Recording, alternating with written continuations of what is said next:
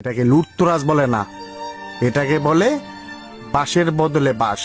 16টা বছর দেশের সাধারণ জনগণরে এই রকম বড় বড় আইকালা বাস দিছে। 16টা বছর দেশের জনগণের ঘুম নিদ্রা নষ্ট করে ফেলছে।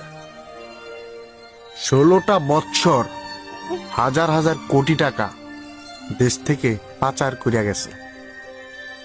আর তারা বলতেছিস দেশে লুট তোরা চলতেছে। একটা কথা বলতো, একটা কথার উত্তর দে। তোর জানা মতো কজনের পন্দে আল খাইছে? আরে আল তো সেই খাইতাছে যে 16টা বছর ধরে আল দিছে। যে 16 বছর ধরে মানুষের হোগা মারছে, এখন তার হোগাই দেশের জনগণ মারতাছে। এটাকে লুটতরাজ বলে না, এটাকে বলে বাঁশের বদলে বাঁশ। তুই বাঁশ দিছস, তুই এখন বাঁশ ছাড়া থাকবি? এতই সহজ? দেশটা মগের মুল্লুক।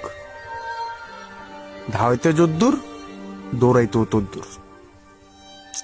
I love you.